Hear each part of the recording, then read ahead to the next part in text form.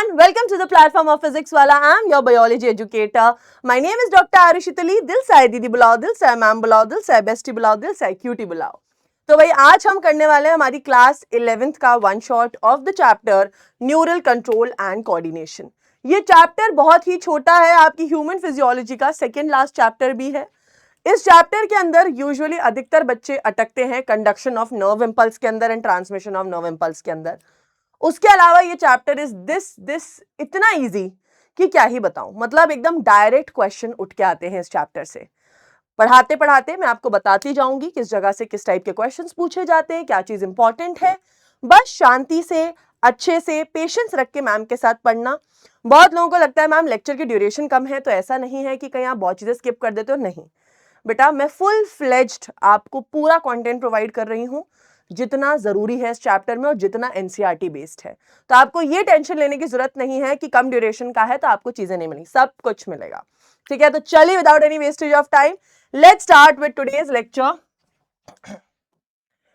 पूरा चैप्टर पढ़ेंगे one shot के अंदर, साथ में क्वेश्चंस भी प्रैक्टिस करेंगे.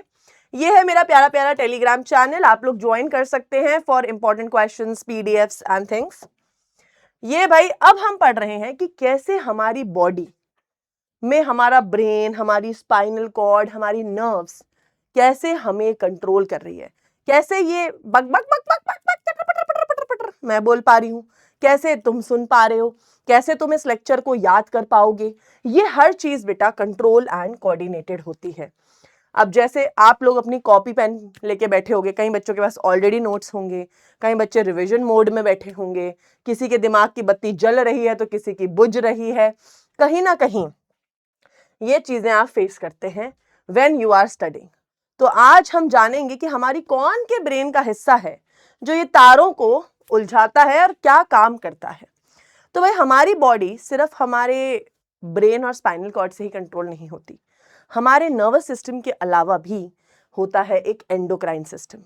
आपकी बॉडी में बहुत सारी ग्लैंड्स हैं, जैसे pancreas, thyroid gland, pineal gland, hypothalamus, pituitary gland, adrenal gland. ये ग्लैंड्स मिलकर भी बहुत सारे हार्मोन्स और सिक्रीशंस करते हैं जो आपकी बॉडी के लिए बहुत जरूरी होते हैं. बट इन ग्लैंड्स और इन सिक्रीशंस के बारे में हम पढ़ेंगे नेक्स्ट चैप्टर में, that is chemical integration and coordination वाले में. इसमें हम पढ़ने वाले हैं नर्वस सिस्टम को डिटेल के अंदर. तो नर्वस सिस्टम क्या है भाई? सेंट्रल नर्वस सिस्टम होता है और पेरिफेरल नर्वस सिस्टम. दो टाइप के नर्वस सिस्टम है हमारे यहाँ पर. हम लोग देख सकते हैं कि जो अरे wow wow central nervous system is divided into two, the brain and the spinal cord. And सबसे बल्ले बल्ले वाली बात, पहले जब एनसीईआरटी आपकी ओल्ड एनसीईआरटी के अंदर स्पाइनल कॉर्ड भी डिटेल में थी, बट अब वो डिलीट हो चुकी है बहुत टाइम से. तो आपको सिर्फ ब्रेन वाला पार्ट पढ़ना है, दैट इज ब्रेन के parts, fore brain, mid brain and hind brain. फिर आता है peripheral nervous system. Peripheral nervous system का मतलब ही ये होता है कि नर्व फाइबर्स, क्योंकि ये बहुत सारे तरीके के नर्व फाइबर्स से बना होता है, इसलिए हम पेरिफेरल नर्वस सिस्टम का क्लासिफिकेशन अच्छे से देख लेते हैं. पेरिफेरल नर्वस सिस्टम में आते हैं nerve fibres afferent and efferent. Afferent nerve fibres क्या करते हैं? मान लीजिए मैंने कोई जो चीज है, कोई बॉटल है, मान लीजिए गर्म है, मैंने इस गर्म बॉटल को छुआ, तो यहां से जो सिग्नल मेरे सेंट्रल नर्वस सिस्टम तक जाएंगे मेरे सेंसरी न्यूरॉन्स से, दैट इज एफरेंट. जो नर्व फाइबर्स हैं वो ले जा रहे हैं signal from the sensory neuron to the central nervous system. Sensory neuron से सेंट्रल नर्वस सिस्टम में जा रहा है एफरेंट. इफरेंट क्या है? जो मोटर न्यूरॉन से मैं इस बॉटल को ऐसे छोड़ दूंगी, क्यों भाई बहुत गर्म है, ये तो मेरे हाथ से गिर जाएगी ये, क्योंकि मेरी बॉडी कहेगी भाई ये गर्म है इसको छोड़ो. तो वो मोटर न्यूरॉन, तो सीएनएस से मोटर न्यूरॉन से इफेक्टर ऑर्गन तक जो गया, that is efferent nerve fibre. Efferent nerve fibre भाई दो तरीके के हो सकते हैं, somatic nervous system and autonomic nervous system. Somatic nervous system का मतलब होता है जो आपकी वॉलेंटरी मसल्स को कंट्रोल कर रहा है. सो CNS info carries to skeletal muscles, जो आपके कंट्रोल में होती है. जो मसल्स आपके कंट्रोल में नहीं, जैसे स्मूथ मसल्स, उन तक सिग्नल कौन ले जा रहा है? Autonomic nervous system. Autonomic nervous system में आता है सिंपैथेटिक एंड पैरासिम्पैथेटिक. मान लो कोई इमरजेंसी सिचुएशन है, अचानक किसी ने तुम्हें डरा दिया, तुम्हारे सामने शेर आ गया, तुम्हें कहीं भागना है, तुमने रोलर कोस्टर पे बैठ गए, कोई भी इमरजेंसी सिचुएशन में सिंपैथेटिक नर्वस सिस्टम आपका एक्टिवेट होता है, नॉर्मल सिचुएशन में पैरासिम्पैथेटिक नर्वस सिस्टम। फिर भाई very very important, visceral nervous system क्या होता है? विसरल नर्वस सिस्टम के ऊपर बहुत सारे क्वेश्चंस पूछे जाते हैं, प्लस ये आपके स्कूल वालों टीचर्स का, आपके नीट वालों का फेवरेट सवाल है कि विसरल नर्वस सिस्टम किस नर्वस सिस्टम का पार्ट है? तो भाई ये पेरिफेरल नर्वस सिस्टम का पार्ट है। ये क्या करता है? That is again a very important thing. तो ये इंफॉर्मेशन सीएनएस से विसरल ऑर्गन्स, सीएनएस से विसरल ऑर्गन्स तक इंफॉर्मेशन को ले जाता करता है। ये काम होता है आपके विसरल नर्वस सिस्टम का। ठीक है, विसरल नर्वस सिस्टम क्या करता है? विसरल ऑर्गन्स मतलब बॉडी के इंटरनल ऑर्गन्स तक सिग्नल पहुंचाना। ये आप देख सकते हैं, ये रही आपकी brain and spinal cord which is the part of central nervous system. जो आप ब्रेन देख रहे हैं सर के अंदर, आई होप आपके भी है तो आप रिलेट कर पा रहे होंगे। ये लाल रंग की जो आप देख रहे हैं this is the spinal cord, और जो नीले रंग के आप ये देख रहे हैं दीज आर नर्व फाइबर्स। अब हम शुरुआत करते हैं, क्योंकि यार ऐसा तो नहीं है आप नर्वस सिस्टम पढ़ रहे हैं तो सिर्फ हम सेल्फिश होके सिर्फ खुद का ही पढ़ेंगे, हम थोड़ा बहुत दूसरों का भी देख लेते हैं नर्वस सिस्टम। तो यार कुछ लोअर इनवर्टिब्रेट्स होते हैं लाइक फाइलम, अपन लोग एनिमल किंगडम में पढ़े हैं कि सीलेंट्रेटा, कितने सारे फाइलम्स पढ़े। यार ये जो होते हैं ना चुटके मुटके फाइलम वाले, इनके पास कोई न्यूरल सिस्टम होता है? होता ही नहीं है, वेल डेवलप्ड ही नहीं है, बहुत पुअरली डेवलप्ड। पर हमने ये पढ़ा है कि जो हाइड्रा है, हाइड्रा के अंदर पहली बार न्यूरॉन देखे गया। ओ अच्छा भाई, ठीक है, first time neuron was seen in insects. Better organise nervous system है भाई as compare to hydra. Insects के अंदर थोड़ा बेटर नर्वस सिस्टम होता है, उनके पास ब्रेन है, गैंग्लियंस है, न्यूरल टिश्यूज है। बट आखिरकार आप कुछ भी कह लो, सबसे ज्यादा डेवलप्ड नर्वस सिस्टम तो भाई वर्टिब्रेट्स का ही होता है। अब यहां पर कुछ शब्दों का यूज किया गया है, ठीक है, कुछ शब्दों का यूज किया गया है, जैसे कि आपके कलेक्शन ऑफ सेल बॉडीज। अब मान लीजिए ये है आपका न्यूरॉन। अब न्यूरॉन की यहां पर आप देखेंगे तो कलेक्शन ऑफ सेल बॉडीज, जो न्यूरॉन का ऊपर का हिस्सा है उसको सीएनएस में कहते हैं न्यूक्लियाई और पीएनएस में कहते हैं गैंग्लियन। आई होप अब आपको गैंग्लियन शब्द का मतलब समझ आया होगा, क्योंकि बहुत लोगों को पता ही नहीं होता है कि गैंग्लियन आखिरकार है क्या। बहुत लोग अपने पूरे टाइम ना यही सोचते रहते हैं। भाई मेरी टीम से मैसेज आ रहा है? उनको मैसेज कर देती हूँ भाई कि जो वीडियो चाहिए था उन्हें भेज चुके हैं हम लोग। कलेक्शन ऑफ सेल बॉडीज को क्या कहते हैं? कलेक्शन ऑफ सेल बॉडीज को सेंट्रल नर्वस सिस्टम में कहते हैं न्यूक्लियाई और पीएनएस में कहते हैं गैंग्लियन। तो समझ गए गैंग्लियन क्या है? कलेक्शन ऑफ सेल बॉडीज है। अब वहीं अगर आप नीचे एक्सॉन के कलेक्शन को क्या कहेंगे? सीएनएस में ट्रैक्ट, और नर्व फाइबर्स कहेंगे हम किसके अंदर? पीएनएस के अंदर। और एक और शब्द होता है जिसे हम कहते हैं प्लेक्सस। प्लेक्सस मतलब होता है network of neurons. Network of neurons को हम प्लेक्सस कहते हैं। फिर बात करते हैं न्यूरॉन की। भाई न्यूरॉन तो हम लोग हमारी क्लास 10th में भी पढ़ते आ रहे हैं। Ma'am it is a structural and functional unit of brain. यही एक लौती लाइन रट के आते हैं हम 10th से। पर ये करता क्या है ये न्यूरॉन? भाई इस न्यूरॉन आपकी बॉडी में फैले हुए हैं बेटा, ये एक सिग्नल को एक जगह से दूसरी जगह पहुंचाने में मदद करते हैं। जैसे आप अभी ये लेक्चर देख रहे हैं अपनी आंखों से, आपके ब्रेन तक ये लेक्चर समझ आ रहा है, प्रोसेस हो रहा है। आप अगर नोट्स बना रहे हो तो आपका हाथ चल रहा है आपकी माइंड बॉडी सब कोऑर्डिनेट कर रहे हैं। दिस इज ऑल बिकॉज ये सारी इंफॉर्मेशन न्यूरॉन्स कैरी कर रहे हैं एक जगह से दूसरी जगह तक। तो on the basis of number of dendrites कितने हैं एक्सॉन कितने हैं, न्यूरॉन को हमने 3 टाइप में क्लासिफाई करा है, यूनिपोलर, बाइपोलर एंड मल्टीपोलर। अब इन पर क्वेश्चन क्या आता है वो मैं बताती हूँ, उससे पहले हम न्यूरॉन का एक डायग्राम बना लेंगे, बिकॉज हम जितना भी देखते आ रहे हैं आज तक कि क्या डिफरेंस आया है न्यूरॉन के डायग्राम में, क्लास 10th से क्लास 11th के बीच में। तो बहुत ही छोटी सी चीज आपको सीखनी होगी, बाकी इतना कुछ टफ है नहीं। तो फटाफट से अपने आप मन में गैस करना है, जैसे मैम बोल रही है कि ये क्या है जो आपको जटाएं दिख रही हैं, these are called as dendrites. ये हमें पता है, दीज आर डेंड्राइट्स। फिर भाई ये वाला हिस्सा कौन सा है, ये हमें पता है, दिस इज सेल बॉडी। और सेल बॉडी के अंदर क्या होता है, न्यूक्लियस होता है। यहाँ पे हम थोड़ा सा कलर करके दिखा देते हैं ताकि थोड़ा अच्छा लग जाए भाई। ठीक है, तो हम देख पा रहे हैं कि सेल बॉडी में न्यूक्लियस है, साइटोप्लाज्म है। ये चीज तो आप 10th में पढ़ते हो, पर यहां एक अलग चीज पढ़ते हो कि इसकी सेल बॉडी के अंदर होते हैं ऐसे छोटे छोटे ग्रैन्यूल्स, जिन्हें कहते हैं हम the very famous, the very popular Nissl granules. Nissl granules, Nissl granules rough endoplasmic reticulum और राइबोसोम से बने होते हैं। क्वेश्चन आता है कि निसेल ग्रैन्यूल्स कौन से पार्ट ऑफ न्यूरॉन में पाए जाते हैं, सेल बॉडी में। चलिए उसके बाद हम देख पा रहे हैं कि हमारे जो न्यूरॉन है उसका एक्सॉन वाला पार्ट है, ये होता है पूरा आपका एक्सॉन। एक्सॉन के ऊपर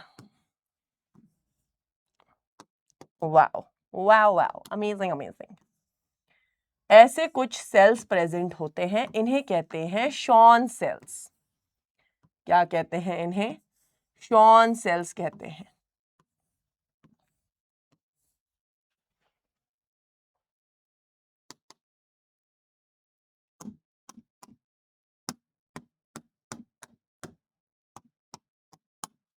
ठीक है, इन सेल्स को क्या कहते हैं, शॉन सेल्स। जरूरी नहीं है कि ये जो सेल्स हैं, ये सेल्स भाई हर न्यूरॉन के पास हो, ये हर न्यूरॉन के पास नहीं होते, ये कुछ ही न्यूरॉन्स के पास होते हैं।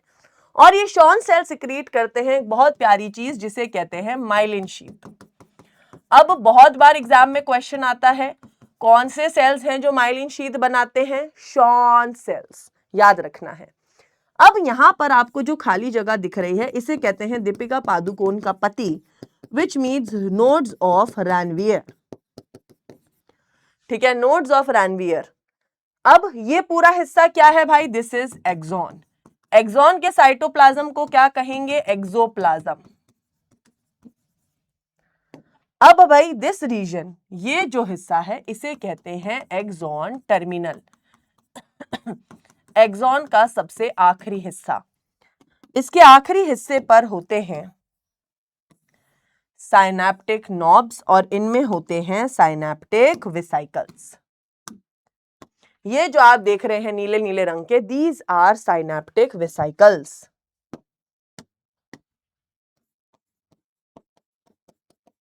साइनैप्टिक वेसिकल, इनके अंदर क्या भरा होता है, इनके अंदर भरे होते हैं बहुत ही प्यारे प्यारे न्यूरोट्रांसमीटर्स।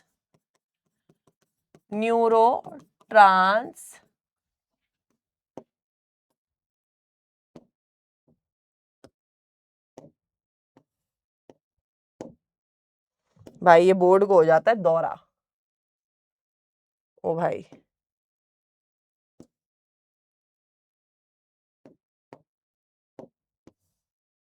है ना, यस, इन्हें कहते हैं न्यूरोट्रांसमीटर्स। जैसे कि अपन ने एग्जाम्पल पढ़े हैं एसिटाइल कोलिन, डोपामीन, ये तो ये स्ट्रक्चर है आपके न्यूरॉन का। कितना सुंदर और कितना प्यारा लग रहा है। सेल बॉडी, एक्सॉन, डेंड्राइट्स, हर चीज याद रखनी है आपने। यहाँ नई चीज क्या पढ़ी है आपने, यहाँ पे जो नई चीज पढ़ी है वो है आपके Nissl granules, myelin sheath, Schwann cells and nodes of Ranvier. इन्हें याद रखेंगे ताकि फ्यूचर पर्पस में हम ये चीजों को नहीं भूलें। अब न्यूरॉन के टाइप्स होते हैं कि उसके पास कितने डेंड्राइट्स हैं और कितने एक्सॉन हैं। मान लो भाई जो न्यूरॉन है वो तो भाई टकला है, neuron that has single cytoplasmic extension axon, कि उसके पास भाई एक्सॉन है पर उसके पास कोई डेंड्राइट नहीं है, सिर्फ उसके पास क्या है, उसके पास है बस एक एक्सॉन, कोई डेंड्राइट नहीं है। इस टाइप के न्यूरॉन को कहते हैं यूनिपोलर न्यूरॉन, जिसका एग्जाम्पल होता है एम्ब्रियोनिक लाइफ में। हम जब अपनी मदर के वूम में होते हैं ड्यूरिंग आवर एम्ब्रियोनिक लाइफ, हमारी बॉडी में ये न्यूरॉन्स होते हैं। फिर आते हैं बायपोलर न्यूरॉन्स। बायपोलर न्यूरॉन का मतलब होता है एक डेंड्राइट, ठीक है। जब क्या हो, एक डेंड्राइट हो और एक एक्सॉन, एक्सॉन तो कांस्टेंट है सब में, जब एक डेंड्राइट हो इसे कहते हैं बायपोलर न्यूरॉन। इसका एग्जाम्पल है retina of the eye and olfactory epithelium. Retina of the eye बहुत इंपॉर्टेंट है।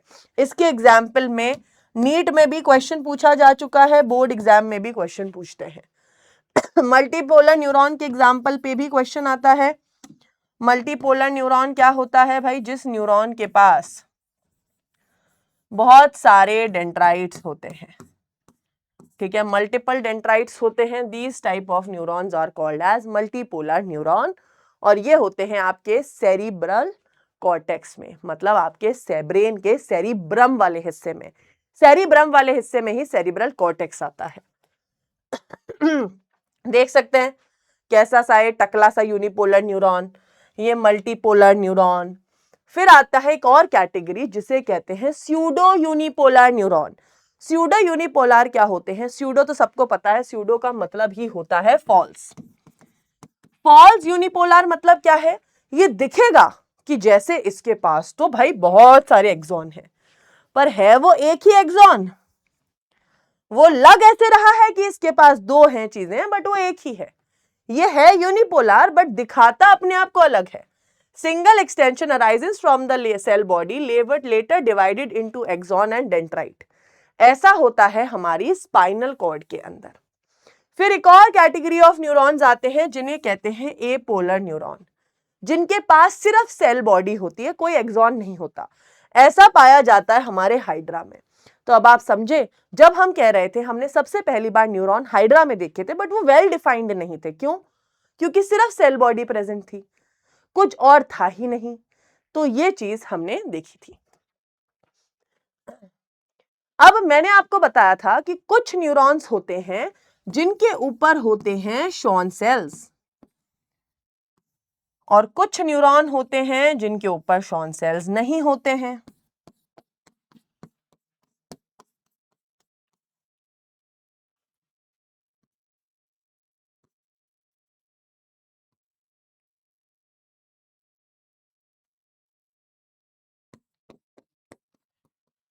तो भाई कुछ होते हैं न्यूरॉन्स जिनके ऊपर प्रेजेंट होते हैं शॉन सेल्स। ऐसे न्यूरॉन्स को कहते हैं माइलिनेटेड न्यूरॉन्स। माइलिनेटेड क्यों कह रहे हैं हम इनको? क्योंकि भाई Schwann cells myelin sheath secrete करेंगे, तो ये माइलिनेटेड हो गए। यहां पे ना तो शॉन सेल है ना माइलिन शीथ होगी। शॉन सेल नहीं होंगे तो माइलिन शीथ नहीं होगी, तो नॉन माइलिनेटेड न्यूरॉन्स। तो माइलिन शीथ के बेसिस पे हम डिवाइड कर सकते हैं into neurons into two types, myelinated and non myelinated. जैसे आप ये देखो, इसके पास कोई शॉन सेल नहीं है, इसके पास शॉन सेल है, इसलिए माइलिनेटेड है। अब आता है इस चैप्टर का बेहद ही वेरी वेरी इंपॉर्टेंट टॉपिक, जिसे हम कहते हैं जेनरेशन ऑफ नर्व इंपल्स। ये टॉपिक अधिकतर बच्चों को या तो समझ नहीं आता है, या वो समझना नहीं चाहते हैं, या उन्हें कोई समझा नहीं पाता है।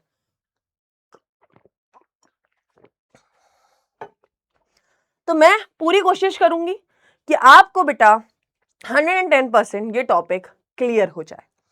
तो बहुत ध्यान से सुनना। तो भाई अगर मैं बात करूं मेरे न्यूरॉन का, मैं एक्सॉन बना रही हूं। यहां पे क्या बना रही हूं? ये मैं एक्सॉन बना रही हूं। This is the axon part of the neuron.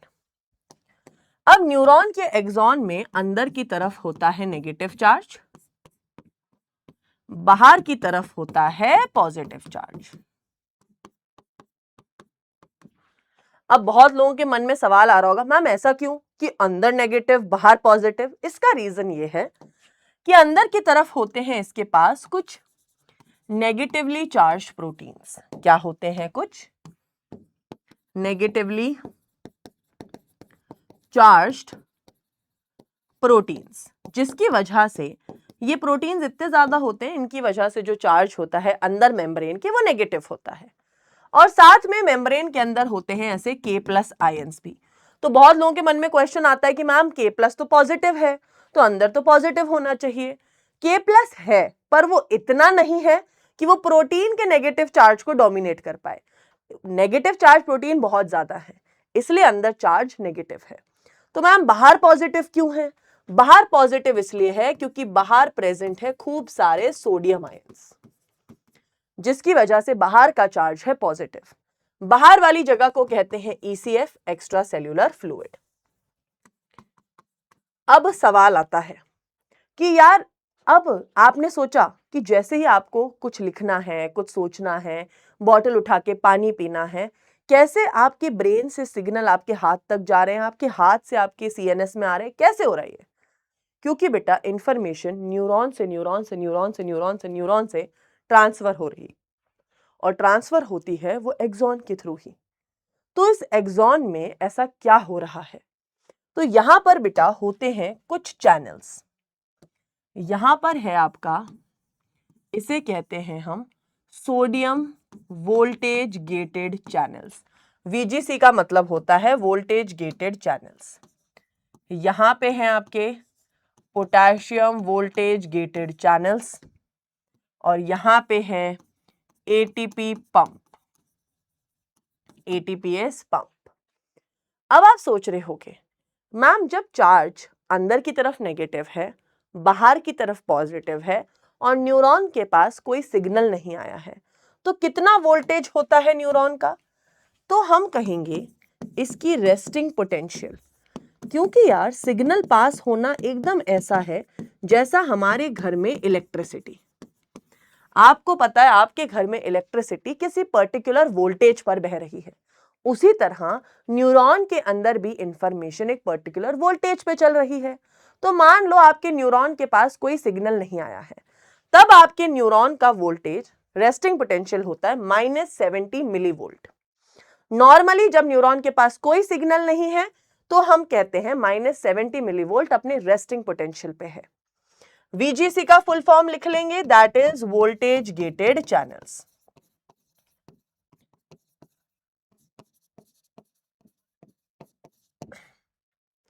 तो अब मैं आपको सिखाऊंगी कि इंफॉर्मेशन पास कैसे होती है। तो आइए सीखते हैं। तो ये रहा हमारा पहला पॉइंट, ये थी आपकी मेम्ब्रेन। मेम्ब्रेन में चार्ज है अंदर की तरफ नेगेटिव, बाहर की तरफ पॉजिटिव। मेम्ब्रेन का पोटेंशियल कितना है यहां लिखते हैं। मेम्ब्रेन का पोटेंशियल है -70 मिलीवोल्ट, इसको हम कहते हैं रेस्टिंग पोटेंशियल। अब यार मेम्ब्रेन के पास सिग्नल आएगा, क्योंकि भाई अगर कोई भी इंफॉर्मेशन पास करनी है तो सिग्नल तो आएगा। तो मेम्ब्रेन के पास सिग्नल आया, पर ये सिग्नल कितने वोल्टेज का होना चाहिए कि ये इंफॉर्मेशन कैरी करे? जैसे अब तुम लोग हो, हर कोई किसी ना किसी तरीके से काम करता है। जैसे तुम, कई बच्चे होते हैं जो एग्जाम टाइम आने पे ही पढ़ते हैं, कई होते हैं पूरा साल पढ़ते हैं, कई होते हैं कुछ महीने पहले पढ़ते हैं। तो भाई इस न्यूरॉन के भी नखरे हैं कि ओ हेलो, मैं हर वोल्टेज पर काम नहीं करूंगा। Minimum stimulus, minimum threshold stimulus होना चाहिए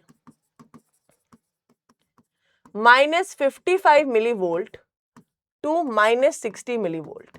अगर इतना सिग्नल होगा तो ही मैं इंफॉर्मेशन शुरू करूंगा पास करना। तो जैसे ही ये सिग्नल आता है तो क्या होता है? सेकेंड स्टेप, जैसे ही ये सिग्नल आता है मेम्ब्रेन में खुल जाते हैं sodium gated voltage gated channel. जितना भी सोडियम बाहर था वो अंदर आने लगता है, वो अंदर आने लगता है। तो जब सोडियम अंदर आने लगेगा तो अंदर हो जाएगा पॉजिटिव चार्ज और बाहर हो जाएगा नेगेटिव। क्योंकि भाई बाहर पॉजिटिव कम हो गया तो ऑफ कोर्स अब बाहर नेगेटिव हो गया। Sodium voltage gated channel open, ठीक है, sodium voltage gated channel open, influx, influx हो रहा है, अंदर जा रहा है, और इनफ्लक्स ऑफ सोडियम आयंस, ठीक है, सोडियम आयंस अंदर की तरफ जा रहे हैं। तो जब सोडियम आयंस अंदर की तरफ जाते हैं तो इस चीज को, जब आपकी मेम्ब्रेन का चार्ज बदल गया, इसे कहते हैं depolarised membrane.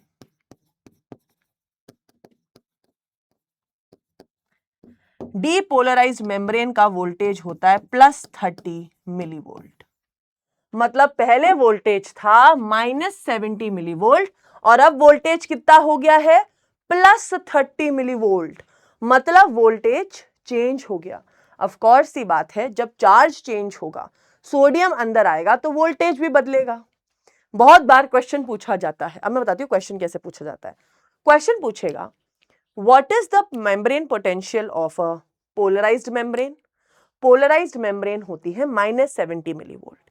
What is the membrane potential of a depolarised membrane, +30 millivolt. अब क्या होगा नेक्स्ट स्लाइड में लिखेंगे हम। थर्ड कंडीशन, अब भाई सोडियम वोल्टेज गेटेड चैनल हो गए हैं बंद, सिग्नल हो गया है पास। अब हमें मेम्ब्रेन को वापस नॉर्मल -70 मिलीवोल्ट पे लाना है। तो हम क्या करेंगे, sodium voltage gated channel closed, potassium voltage gated channel open, ठीक है। अब पोटेशियम जो था वो बाहर जाने लगेगा, पोटेशियम क्या करेगा, बाहर जाने लगेगा, जिसकी वजह से वापस से अंदर की तरफ आ जाएगा नेगेटिव चार्ज, बाहर की तरफ आ जाएगा पॉजिटिव चार्ज। पर पोटेशियम वोल्टेज गेटेड चैनल की प्रॉब्लम है, जब वो चैनल से पोटेशियम बाहर निकलने लगता, धुंध निकलने लगता है, इतना ज्यादा निकलने लगता है कि मेम्ब्रेन पोटेंशियल पहुंचानी तो थी -70 मिलीवोल्ट, पर वो पहुंच जाती है, हाइपर पोलराइज्ड हो जाती है और मेम्ब्रेन पोटेंशियल पहुंच जाती है -90 मिलीवोल्ट। अरे भाई साहब, दुख हो गया लाइफ में, पहुंचाना था -70, ये तो कुछ ज्यादा ही निकल रहा है पोटेशियम। तो आपके एक्सॉन और आपके न्यूरॉन्स इतने बुद्धू नहीं होते हैं, उन्हें पता होता है ये चीजें हो सकती हैं। तो न्यूरॉन क्या करता है, इसके पास ऑलरेडी था एटीपीएस पंप। एटीपीएस पंप क्या करता है, ये पंप कहता है गाइस तुम्हें चिंता करने की जरूरत नहीं है, पापा है ना। एटीपीएस पंप कहता है ओ प्लीज डोंट यू वरी, सब कुछ नॉर्मल कर दूंगा। तुम्हें क्या चाहिए, तुम्हें अंदर नेगेटिव चाहिए, बाहर पॉजिटिव चाहिए, तुम्हें मेम्ब्रेन पोटेंशियल -70 मिलीवोल्ट चाहिए, ठीक है, सोडियम तुम्हें बाहर चाहिए, पोटेशियम तुम्हें अंदर चाहिए, फाइन। तो ये क्या करता है, 2 पोटेशियम को अंदर भेजता है, 3 सोडियम को बाहर भेजता है एटीपी की मदद से, और इस तरीके से मेम्ब्रेन पोटेंशियल वापस पहुंच जाती है -70 मिलीवोल्ट, बैक टू नॉर्मल। कैसे, 3 सोडियम आउट, 2 पोटेशियम इन, किसकी मदद से, एटीपी की मदद से। बस हो गया तुम्हारा काम। तो यही होता है conduction of nerve impulse, generation of nerve impulse, जिस टॉपिक को हवा बना रखा है, विच इज सो इजी। अब एक बार रिवाइज कर लेते हैं इस टॉपिक को। हमने देखा हमारा जो न्यूरॉन है उसकी एक्सॉन में अंदर की तरफ नेगेटिव चार्ज है because of negatively charge proteins, और बाहर की तरफ है पॉजिटिव चार्ज, ठीक है। फिर हमने देखा कि यहां पे 3 टाइप के गेट्स हैं, sodium gated channels, potassium voltage gated channels, ATP pump. Sodium से क्या आएगा, सोडियम अंदर, पोटेशियम से क्या होगा, पोटेशियम बाहर, एटीपी दोनों को अंदर बाहर कर सकता है। नॉर्मली जब न्यूरॉन के पास कोई सिग्नल नहीं होता तो न्यूरॉन का पोटेंशियल होता है -70 मिलीवोल्ट। अब अगर न्यूरॉन के पास सिग्नल आएगा तो वो एक्सेप्ट करेगा काम करना जब सिग्नल आएगा -55 टू -60 मिलीवोल्ट का। जैसे ही सिग्नल आएगा सोडियम वोल्टेज गेटेड चैनल खुलेंगे, सोडियम अंदर आने लगेगा। सोडियम अंदर आएगा तो अंदर हो जाएगा पॉजिटिव चार्ज, बाहर नेगेटिव, और मेम्ब्रेन पोटेंशियल हो जाएगी +30 मिलीवोल्ट, जिसे कहते हैं डीपोलराइज्ड मेम्ब्रेन। फिर क्या होगा? अब भाई वापस मेम्ब्रेन को बैक टू नॉर्मल लाना है तो पोटेशियम वोल्टेज गेटेड चैनल खुलेंगे, पोटेशियम बाहर जाएगा, पर इतना बाहर चला जाएगा कि -70 की जगह -90 मिलीवोल्ट पहुंच गया। अब एटीपीएस पंप इस चीज को नॉर्मल करता है। कैसे करता है? 2 पोटेशियम अंदर, 3 सोडियम बाहर। अब करो तुम चिल। ठीक है, -70 मिलीवोल्ट रीच्ड। ठीक है, इसी चीज को समझाने के लिए एक्चुअली मैंने ऐसे बना रखा था। अब आप देखो, सबसे पहले मेम्ब्रेन पोटेंशियल कितना था? -70 मिलीवोल्ट। सोडियम अंदर आया, जैसे ही अंदर आया +30 मिलीवोल्ट ये पहुंच गया। ठीक है, फिर रीपोलराइजेशन में क्या हुआ? पोटेशियम बाहर गया तो -90 मिलीवोल्ट हो गया। फिर एटीपीएस पंप खुला तो वापस -70 मिलीवोल्ट हो गया। कितना इजी है? पॉज। तो भाई हमने क्या देखा कि -70 मिलीवोल्ट रेस्टिंग पोटेंशियल है, +30 मिलीवोल्ट डीपोलराइजेशन है, -90 मिलीवोल्ट हाइपरपोलराइजेशन और वापस -70 मिलीवोल्ट। तो अगर आप इसका ग्राफ प्लॉट करोगे तो ग्राफ में आपको दिखेगा -70 से ये शुरू होता है, +30 तक ये पहुंचता है, फिर -90 तक ये पहुंचता है और वापस -70 तक वापस पहुंच जाता है। यही हो रहा है। इसी ग्राफ को हम लोग भी देखते हैं, यही चीज हो रही है। वापस से इस ग्राफ को थोड़ा बेहतर तरीके से देखेंगे तो हम देख सकते हैं -70 मिलीवोल्ट पे स्टिमुलस शुरू हुआ, +30 मिलीवोल्ट तक वो गया, फिर वो -90 तक गया, फिर वापस -70 पे पहुंच गया। यही चीज हमने देखी। इसका ग्राफ प्लॉट करोगे वोल्टेज वर्सेस टाइम का तो कुछ ऐसा दिखेगा। इसको आप लिख सकते हो, as the threshold stimulus given the opening of sodium voltage gated channel cause rise in potential to +30 millivolt. और आप इसका ग्राफ प्लॉट करेंगे तो आप ग्राफ को कैसे लिख सकते हैं? आप लिखोगे वोल्टेज, यहां लिखोगे टाइम, यहां वोल्टेज मेंशन करेंगे -70, -90, +30। तो अब आप देखेंगे तो ग्राफ कैसे शुरू हुआ? ऐसे शुरू हुआ, यहां गया, -90 तक आया, वापस -70 चला गया। यही आपका ग्राफ है। ठीक है,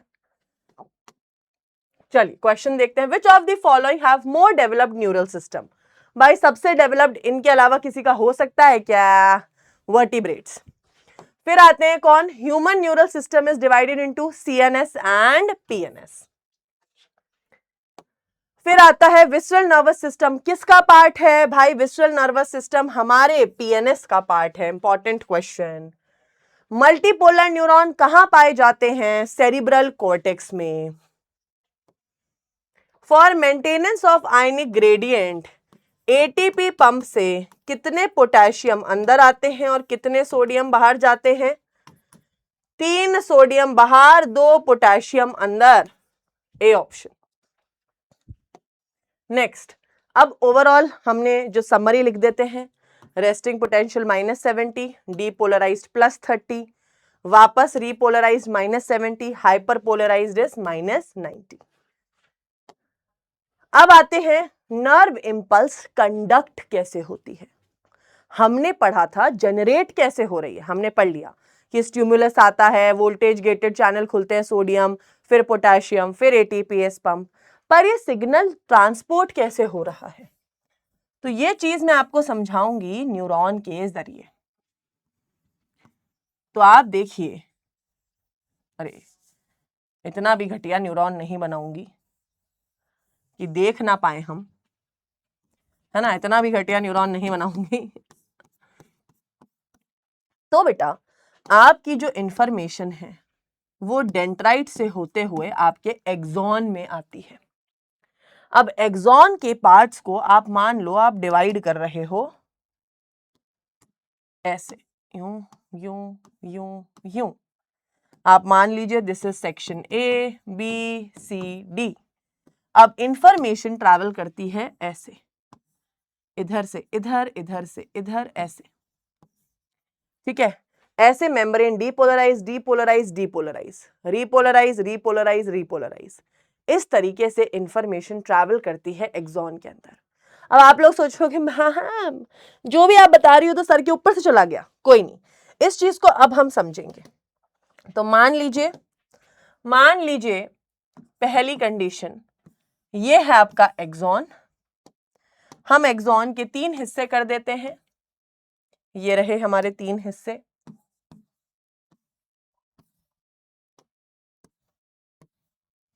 ठीक है, अंदर की तरफ होता है नेगेटिव चार्ज, बाहर की तरफ होता है positive charge. This is segment A, segment B and segment C. Same A B and C 3 segment है। पहली कंडीशन में मैं देख सकती हूं कि ए बी एंड सी तीनों बहुत ही नॉर्मली पोलराइज्ड है। तीनों का पोटेंशियल -70 मिलीवोल्ट है। अभी कोई सिग्नल आया ही नहीं है, क्योंकि कोई सिग्नल आया ही नहीं है क्योंकि पर अब अगर सिग्नल आता है,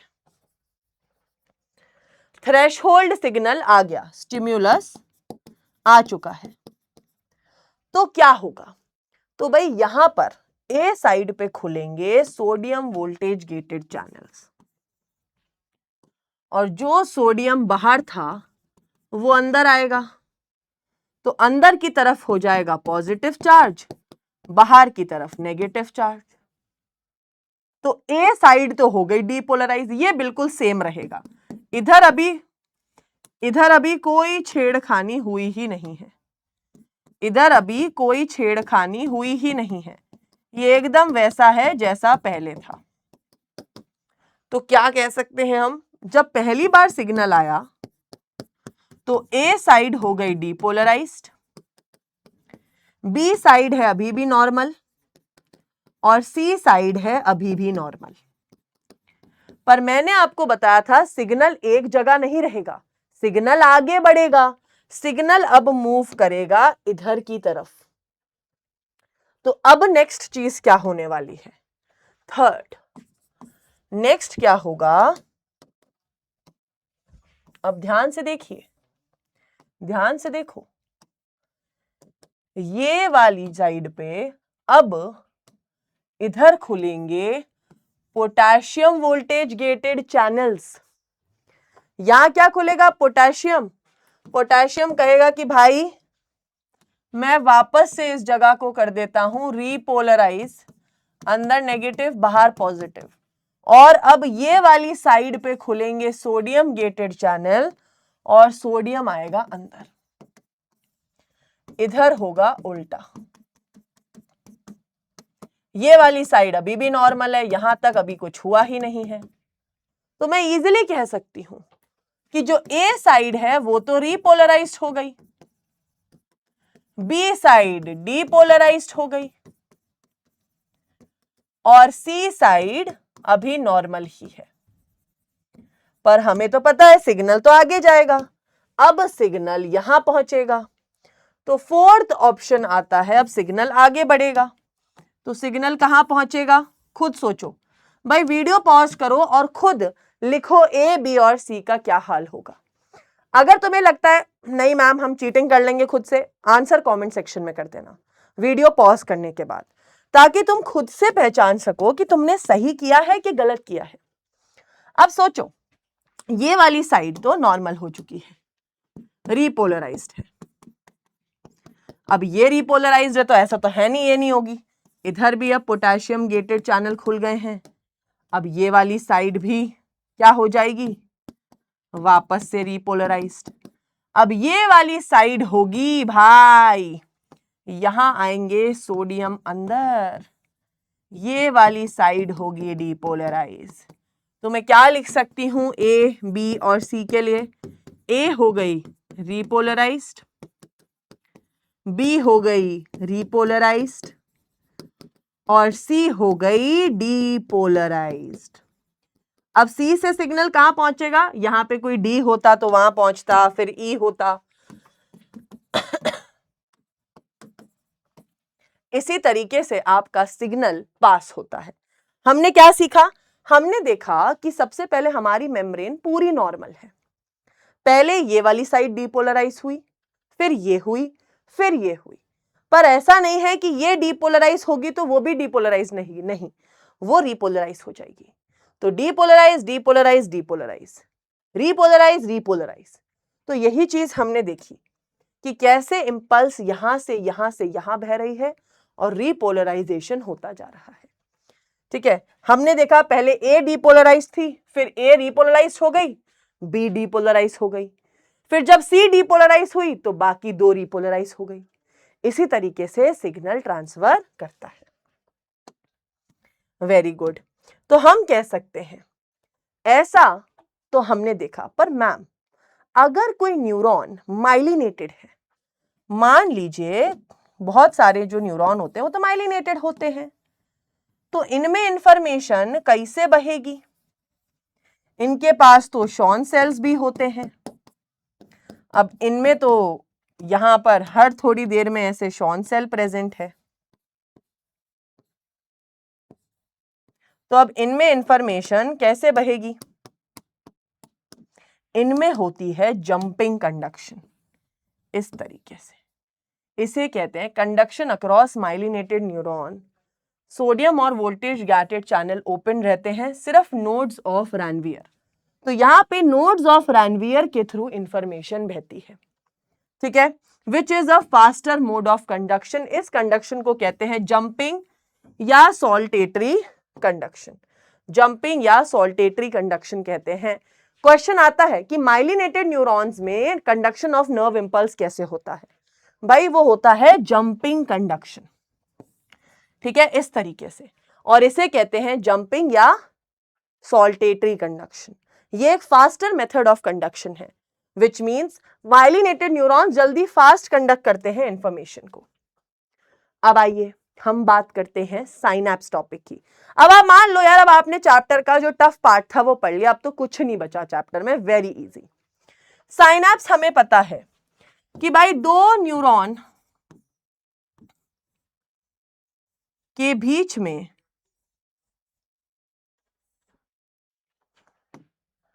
या आप मान लीजिए ये हैं दो न्यूरॉन्स,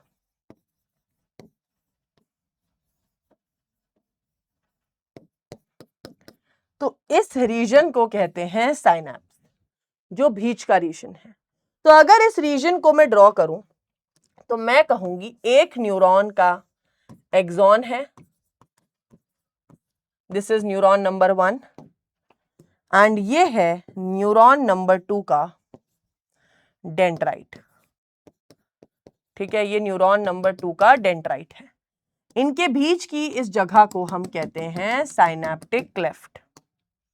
क्या कहते हैं इस हिस्से को? साइनैप्टिक क्लेफ्ट या साइनैप्स।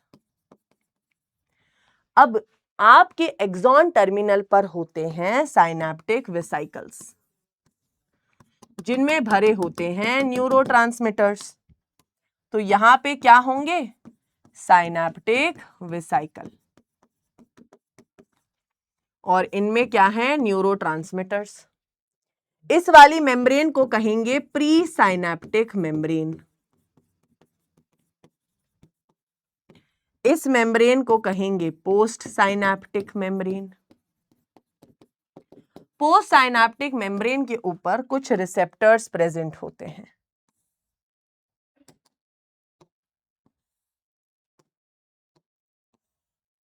इस मेम्ब्रेन के ऊपर ऐसे कुछ रिसेप्टर्स प्रेजेंट होते हैं।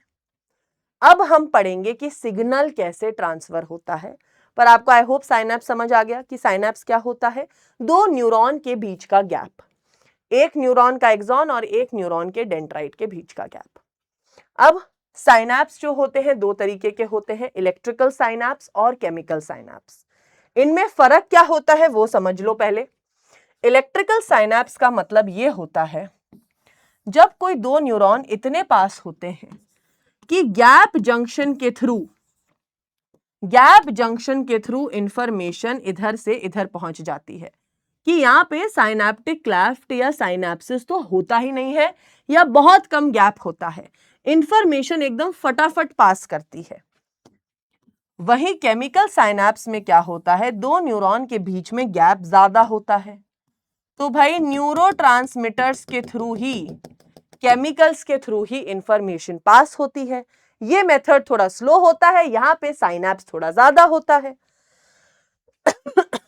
इलेक्ट्रिकल साइनैप्स हमारी बॉडी में कम होती है, ज्यादातर केमिकल होती है।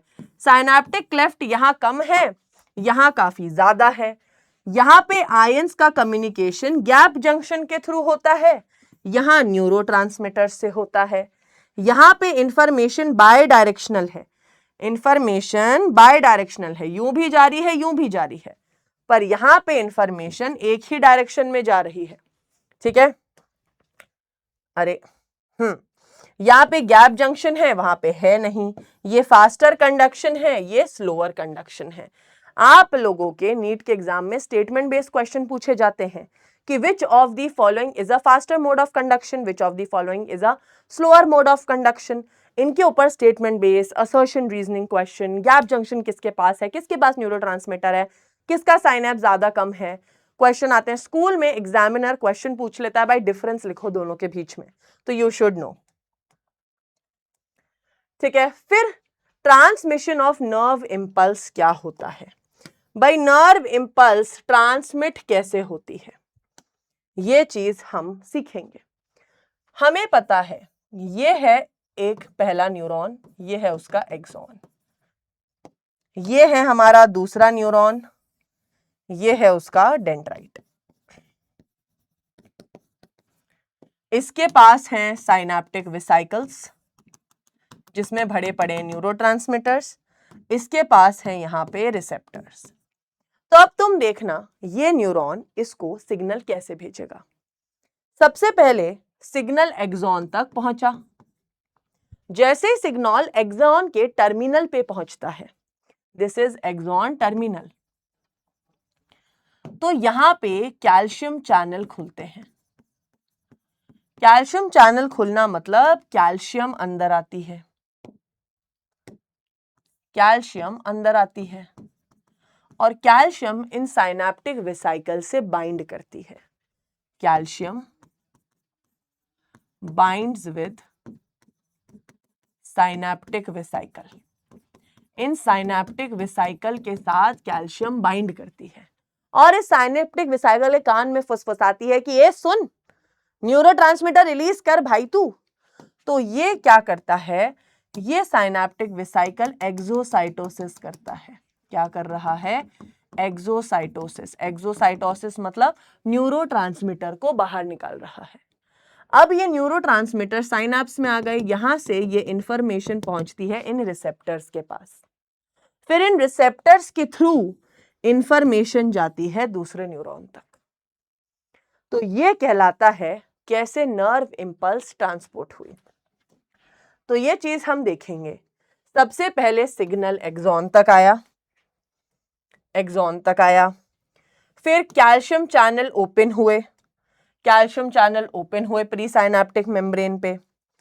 फिर क्या हुआ, कैल्शियम चैनल ने साइनैप्टिक वेसिकल के साथ फ्यूज हुए और क्या कहा, एक्सोसाइटोसिस करो, न्यूरोट्रांसमीटर्स को रिलीज करो। फिर न्यूरोट्रांसमीटर स्पेसिफिक रिसेप्टर से बाइंड करे, न्यूरोट्रांसमीटर्स एंड रिसेप्टर से बाइंड करे और फिर नर्व पोटेंशियल न्यूरॉन 2 तक पहुंच गया सिग्नल। तो अब जो सिग्नल आया है वो दो तरीके का हो सकता है, या तो सिग्नल हो सकता है कि प्रोसेस को चालू करो, एक्साइटेटरी पोटेंशियल, या प्रोसेस को बंद करो तो इनहिबिटरी पोटेंशियल। तो यार कोई भी इंफॉर्मेशन आ सकती है, कई न्यूरॉन को सिग्नल आता है काम शुरू करने का, किसी को आता है काम बंद करने का। तो जो आपका सिग्नल आया वो एक्साइटेटरी या इनहिबिटरी हो सकता है। इंपॉर्टेंट टॉपिक है नर्व इंपल्स कंडक्शन कैसे होता है, ट्रांसमिशन ऑफ नर्व इंपल्स पे क्वेश्चन आता है, ठीक है। तो आपको ये डायग्राम ड्रॉ करना है और साथ में ये पॉइंट्स लिख दो, सॉर्टेड है मामला, ठीक है। आप देख पा रहे हो कैसे एक्सॉन से यहां इंफॉर्मेशन आई, साइनेप्टिक वेसिकल से कैल्शियम बाइंड करा, कैल्शियम ने इधर साइनेप्टिक वेसिकल से न्यूरोट्रांसमीटर्स रिलीज कराए, यहां के रिसेप्टर्स पे वो चिपके और नर्व इंपल्स पहुंच गई। सेम चीज ये होते हैं ऐसे कैल्शियम चैनल जिनसे कैल्शियम अंदर आती है। न्यूरोट्रांसमीटर्स के एग्जाम्पल देख लेते हैं, कौन कौन से न्यूरोट्रांसमीटर्स हैं जो एक्साइटेटरी हैं, जैसे acetyl choline, epinephrine. Inhibitory neurotransmitters कौन से हैं, डोपामीन, गाबा एंड सेरोटोनिन। अब आता है सेंट्रल नर्वस सिस्टम। भाई साहब, the most easiest part of the chapter and the most easy to memorise, because ये सबको इंटरेस्ट आता है खुद के भेजे के बारे में जानने में। तो यार हमारा जो सीएनएस है divided into brain and spinal cord. Brain क्या है भाई, आई होप आप में है। स्पाइनल कॉर्ड तो भाई एनसीईआरटी से डिलीट हो चुका है, ना आपके नीट के सिलेबस में है, ना आपके स्कूल के सिलेबस में है, तो आपको नहीं पढ़ना है। सेंट्रल नर्वस सिस्टम में क्या है, सेंट्रल नर्वस सिस्टम में आता है आपका ब्रेन और स्पाइनल कॉर्ड। तो हम ब्रेन को डिटेल में पढ़ेंगे। तो भाई ब्रेन क्या है, control centre of your body है, जहां से आपका, लोग कहते हैं ना कि यार दिल की सुनूं या दिमाग की, भाई तू कितना भी कर ले कंट्रोल तो तेरा दिमाग ही कर रहा है। बायो वाले स्टूडेंट्स को पता होता है that brain and heart are coordinated. तो दिल की सुनो या दिमाग की बायो में नहीं चलता, क्योंकि बायो में दिमाग ही चलना चाहिए। तो कंट्रोल एंड कमांड सेंटर है, अखरोट जैसा दिखता है, वॉलनट लाइक। इसके ऊपर एक हड्डी की प्रोटेक्शन होती है जिसे कहते हैं क्रेनियम। ये हमारे voluntary actions, emotions, memory, speech, क्या बोलना है, क्या खाना है, क्या पीना है, क्या याद रखना है। ब्रेन प्रोटेक्टेड होता है क्रेनियल मेनिंजेस से, इसके ऊपर प्रोटेक्शन होती है कुछ मेम्ब्रेन्स की, मैं आपको ड्रॉ करके दिखाऊंगी अभी, ठीक है। Parts of brain, fore brain, mid brain और हाइंड ब्रेन। ब्रेन के 3 हिस्से होते हैं। फोर ब्रेन सबसे बड़ा हिस्सा होता है, मिड ब्रेन बीच का छोटा हिस्सा होता है, और फिर आता है हाइंड ब्रेन। तो अगर कोई पूछ ले तीनों पार्ट में से सबसे बड़ा कौन है, अंधे हो क्या भाई बेटा, सबसे ज्यादा बड़ा दिख रहा है हमको फोर ब्रेन, उससे थोड़ा छोटा हाइंड ब्रेन, सबसे छोटा मिड ब्रेन। तो भाई फोर ब्रेन के अंदर क्या क्या आता है, cerebrum, olfactory lobe, limbic system. ये चीज तुमने अपनी 10th क्लास में नहीं पढ़ी होगी कि लिम्बिक सिस्टम। तो लिम्बिक सिस्टम में 2 चीजें आती हैं, हिप्पोकैम्पस एंड एमिगडेला, हिप्पोकैम्पस एंड एमिगडेला। फिर आता है डायंसेफेलॉन। डायंसेफेलॉन में 3 चीजें आती हैं, एपिथैलेमस, थैलेमस एंड हाइपोथैलेमस। ये सारी चीजें मिलाकर बनाती हैं आपका forebrain, which is the largest part of your brain. Cerebrum, olfactory lobe, limbic system and diencephalon. Midbrain बहुत छोटा सा हिस्सा है। हाइंड ब्रेन के 3 हिस्से हैं, cerebellum, pons and medulla oblongata. Detail में हम हर हिस्से को पढ़ने वाले हैं। तो भाई ह्यूमन ब्रेन आप देख सकते हैं, अच्छे से बहुत गौर से डायग्राम देख लो। सबसे पहला हिस्सा फोर ब्रेन हम पढ़ेंगे। उससे पहले मैंने बताया था कि आपका जो ब्रेन है, ब्रेन के ऊपर मेनिंजेस, दैट इज प्रोटेक्शन होती है मेम्ब्रेन्स की। तो पहले तो उस मेम्ब्रेन की प्रोटेक्शंस को बना देते हैं, एकदम प्यारे तरीके से हम इसको बना देंगे। तो भाई जैसे कि आप देख सकते हैं, आपको जो बाहर सबसे बाहर दिख रही है, this is called as the cranium, हड्डी। जो हमने लोकोमोशन एंड मूवमेंट चैप्टर में पढ़ा है कि हमारे ब्रेन को कवर करती है, प्रोटेक्ट करती है, ये खोपड़ी की जो हड्डी है क्रेनियम। सबसे बाहर की लेयर होती है ब्रेन की मेनिंजेस की, दैट इज ड्यूरा मैटर। उसके बाद एक थोड़ी थिक लेयर होती है जिसे कहते हैं एरिकनॉइड, और सबसे अंदर होती है पाया मैटर। इन तीनों को हम कहते हैं क्रेनियल मेनिंजेस। ये लेयर्स होती हैं जो हमारे ब्रेन को कवर कर रही हैं, प्रोटेक्ट कर रही हैं। तो अगर क्वेश्चन कैसे आता है, क्वेश्चन बोलता है innermost to outermost layer बताओ। इनर मोस्ट कौन सी है, pia mater, arachnoid and dura. Outermost से इनर मोस्ट आना है, dura mater, arachnoid and pia. Question direct भी पूछेगा सबसे कौन सी लेयर है जो ब्रेन के नियरेस्ट है, पाया। सबसे दूर है ब्रेन से, ड्यूरा मैटर। अब आपके ब्रेन के पास एक प्रोटेक्शन के लिए क्रेनियम के अलावा एक फ्लूइड भी होता है जिसे कहते हैं सेरिब्रोस्पाइनल फ्लूइड। वो फ्लूइड प्रेजेंट होता है आपकी पाया मैटर और ड्यूरा मैटर के बीच में जिसे कहते हैं सेरिब्रोस्पाइनल फ्लूइड। क्लियर? फिर हम देखते हैं हमारा ब्रेन कैसे डेवलप हुआ है। आपको क्या लगता है बेटा, आपका ब्रेन आई नो छोटा है, सॉरी टू से छोटा है, हो जाता है यार बेटा, ब्रेन का क्या है ना, होता है सब में बड़ा बड़ा छोटा बड़ा ब्रेन हो सकता है। नहीं, मजाक कर रही हूँ यार, कहीं अब कहता है कई लोग को ऐसा हो जाता है, वो मैम ने ऐसा कैसे बोल दिया है ना। नहीं यार, तुम्हारा ब्रेन अच्छा ही है इसलिए पढ़ पा रहे हो तुम बायो। तो यार आपके जब आप बचपन में मम्मी के पेट में होते हो, दैट इज वूम में होते हो, आपके ब्रेन के 3 पार्ट्स होते हैं। बिल्कुल, उन 3 पार्ट्स को तब हम फोर ब्रेन, मिड ब्रेन या हाइंड ब्रेन नहीं कहते। इनिशियली उन्हें कहते हैं प्रोसेंसेफेलॉन, मेसेंसेफेलॉन एंड रोमेंसेफेलॉन। आपके प्रोसेंसेफेलॉन से बनता है फोर ब्रेन। जब बच्चा डेवलप होता है तो ये वाला हिस्सा बनाता है forebrain. Mesencephalon, M for mesencephalon, M for midbrain, और रोमेंसेफेलॉन बनाता है हाइंड ब्रेन। क्वेश्चन बहुत क्लियरली एग्जाम में पूछा जाता है कि कौन सा हिस्सा है जो हाइंड ब्रेन बना रहा है, रोमेंसेफेलॉन। कौन सा हिस्सा है जो मिड ब्रेन बना रहा है, मेसेंसेफेलॉन। कौन सा हिस्सा है फोर ब्रेन बना रहा है, प्रोसेंसेफेलॉन। आपकी ये सारी लेयर्स आपकी ब्रेन की मेनिंजेस इस तरीके से प्रेजेंट होती हैं। ठीक है, ये छोटा सा आपके लिए एक ओवरव्यू था। अब हम पढ़ना शुरू करते हैं हमारे फोर ब्रेन को, ब्रेन के पहले हिस्से को। तो हम एक एक करके चारों चीजें अच्छे से पढ़ते हैं। Cerebrum, olfactory lobe, limbic system and diencephalon. Cerebrum आपके ब्रेन का largest part, this is the largest part of brain, largest part of the brain which is called as cerebrum and the most prominent part of your brain. आपके brain में जितनी भी ये झुर्रियां, ये wrinkles आप देख रहे हो, ये सारा है आपका सेरिब्रम। सेरिब्रम 2 हिस्से में होता है, सेरिब्रल हेमिस्फीयर 1, सेरिब्रल हेमिस्फीयर 2। ये दोनों हेमिस्फीयर एक दूसरे से जुड़े होते हैं, this is 1 and this is 2। तुम्हें क्या लगता है तुम्हारा ब्रेन क्या 2 हिस्सों में तो जुड़ा हुआ नहीं है? भाई जुड़ा हुआ होता है। किसके थ्रू जुड़ा हुआ होता है? Through corpus callosum. तो यही लिखा है, it is divided with the help of a longitudinal cleft which is called as 2 cerebral hemisphere. और ये हेमिस्फीयर जुड़े होते हैं कॉर्पस कैलोसम, ये ट्रैक्ट ऑफ नर्व फाइबर्स से। तो ट्रैक्ट ऑफ नर्व फाइबर से दोनों हेमिस्फीयर एक दूसरे से जुड़े हुए हैं। क्वेश्चन आता है मैच द कॉलम में, what is corpus callosum? It is the tract of nerve fibres जो 2 सेरिब्रल हेमिस्फीयर को जोड़ रहे हैं। अब भाई आपके सेरिब्रल हेमिस्फीयर में अलग अलग हिस्से होते हैं, जैसे कि your cerebral hemisphere has 4 lobes, frontal lobe, parietal, temporal, occipital. Frontal आगे का, पेराइटल, ऑसिपिटल ये पीछे वाला, एंड टेम्पोरल आपके कान के ऊपर वाला। तो ये हिस्से हैं फ्रंटल, ये आगे का हिस्सा कंट्रोल करता है हमारी याद करने की क्षमता को, हमारी मेमोरी को और हमारी लर्निंग को। तभी आप देखना जब भी एग्जाम में कुछ नहीं याद आता हम अपना दिमाग रगड़ने रखते हैं, फ्रंट ये वाला हिस्सा फ्रंटल लोब। फिर आता है parietal lobe which is for sensory functions.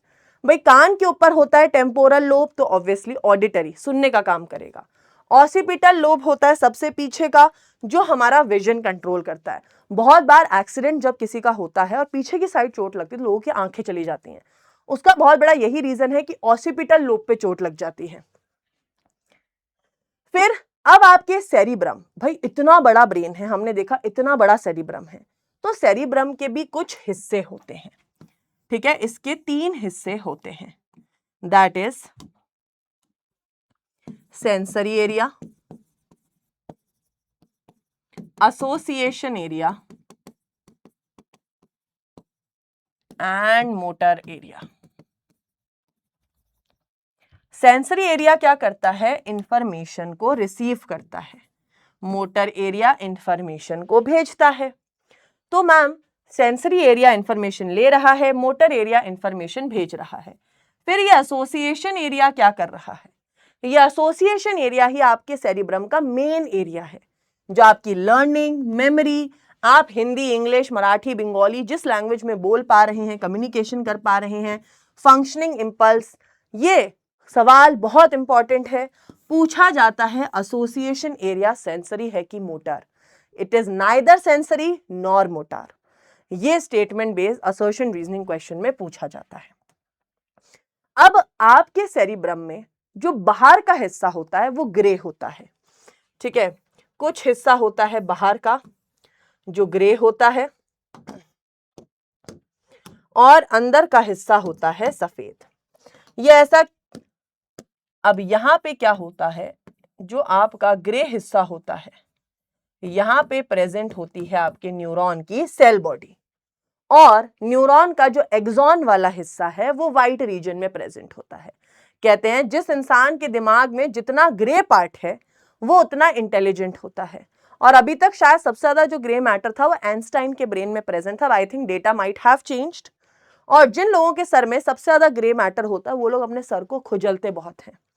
और भाई ये चीज पहले मुझे मजाक लगती थी, but when I was in my school time the most intelligent girl of our class always used to scratch her like the head part, और मुझे लगता है इसके तो जुए हैं भाई, बट अब मुझे आई जस्ट फील इट, शायद इट्स द ग्रे मैटर, क्योंकि वो जब भी पढ़ाई करती उसकी हैबिट थी कि वो ऐसे ऐसे करती रहती थी। एंड आई फील जिन लोगों के ग्रे मैटर ज्यादा होता है उन्हें खुजली होती है, एंड न्यूरॉन का सेल बॉडी वाला पार्ट होता है ग्रे मैटर में, ठीक है। तो आप लिख सकते हैं यहाँ पे सेल बॉडी होती है ग्रे में एंड एक्सॉन होता है व्हाइट मैटर में। याद रखना पेरिफेरल बाहर की तरफ कौन सा है, ग्रे मैटर, अंदर की तरफ कौन सा है, व्हाइट मैटर। अब आपने देखा आपके सेरिब्रम, अभी तक सेरिब्रम ही चल रहा है भाई, cerebrum is the largest part of the brain. अगर तुम सोच रहे हो ये मैम कुछ अलग पढ़ाने लग गई तो ये सेरिब्रम ही चल रहा है।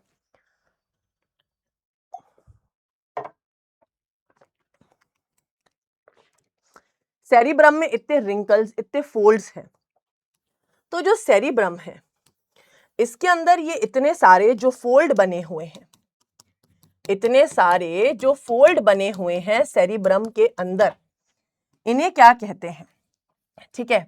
These fold are called as sulcus and gyri, ठीक है। ऐसे टर्न्स हैं, ऐसे फोल्ड्स हैं जिन्हें क्या कहते हैं, सल्कस एंड गायरी। जहां पे आप ये देख रहे हो ये सेपरेट हुआ, दिस इज सल्कस, और ये गायरी, इसमें फोल्ड्स है। The sulcus and gyri are the folds which are present in the cerebrum. फिर हमने एक क्वेश्चन पढ़ा था कि सेरिब्रल कॉर्टेक्स में सबसे ज्यादा कौन से टाइप के न्यूरॉन्स पाए जाते हैं, मल्टीपोलर न्यूरॉन। याद रखना मल्टीपोलर न्यूरॉन का एग्जाम्पल है सेरिब्रल कॉर्टेक्स।